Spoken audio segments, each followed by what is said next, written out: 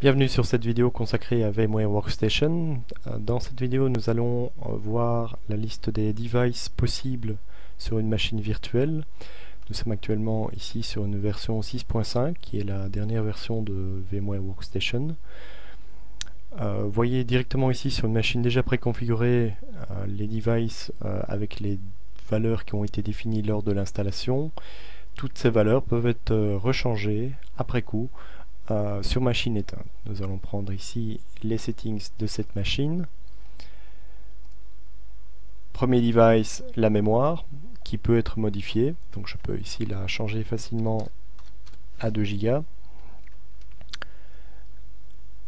Cette opération, attention, ne peut se faire que machine éteinte. Donc vous ne pourrez pas faire cette opération avec votre Windows qui tourne. Le disque dur est déjà préconfiguré, donc ici actuellement il n'est pas possible en tout cas de modifier la taille du disque dur une fois qu'il a été configuré, en tout cas via l'interface ici. Il y a des outils qui permettent de le faire, nous verrons ça plus tard dans d'autres vidéos. Petite explication sur la taille. Donc le disque défini a été mis de 8 Go, donc potentiellement ce fichier ici pourrait faire jusqu'à 8 Go. Mais par souci d'économie de place, j'ai décidé de n'augmenter la taille du disque que quand les datas seront incorporées dans ce disque virtuel. Donc vous voyez actuellement nous sommes à 2,5 GB sur 8 Go. CD-DVD, deux possibilités: utiliser un lecteur de disque physique sur votre machine hôte, pas très utilisé, c'est lent, et vous devez gérer beaucoup de fichiers. Ici, beaucoup plus facile, travailler avec une banque d'images ISO, donc qui sont une image en mode fichier de votre CD ou DVD et qui vous permettent très facilement de basculer d'un CD à un autre. Floppy, il est présent par défaut, mais je vous conseille de l'enlever, ça ne sert strictement à rien actuellement dans ce genre de machine. Alors, réseau, on voit qu'il y a souvent deux possibilités. Les plus utilisées sont en mode Bridget ou en mode NAT. Bridget, votre machine recevra une adresse IP différente de celle de votre machine hôte. NATing, elle utilisera la même adresse IP et donc sera natée par votre machine. Si vous n'avez pas de serveur DHCP chez vous, je vous conseille d'utiliser le NATing. Si vous en avez un, je vous conseille de plutôt utiliser le Bridge, beaucoup plus aisé et beaucoup plus simple pour faire des tests.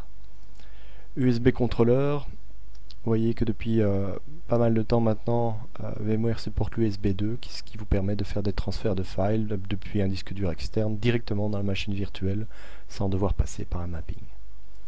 Carte son, pour moi, pour ma part, très peu utilisée, mais certains trouvent ça utile.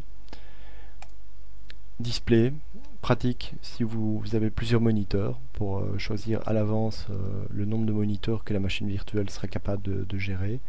C'est encore une fonctionnalité qui n'est disponible que dans VMware Workstation, donc dans les autres versions serveurs ce n'est pas une option disponible, ce qui est une des raisons souvent de l'utilisation de Workstation.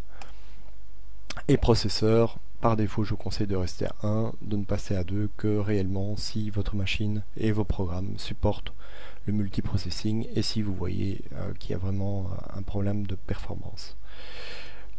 L'extend mode, c'est vraiment réservé aux connaisseurs, c'est en cas d'installation de version 64 bits souvent, que ce soit dans des opératings un peu exotiques on va dire, mais pour Windows, laissez-le en automatique, il n'y aura absolument aucun problème. Donc prochaine étape, ça sera dans une prochaine vidéo de voir les options possibles, et je ferai aussi une vidéo spéciale concernant tous les devices non standards qu'on peut rajouter sur une machine virtuelle et qui peuvent dans certains cas vous faciliter la vie.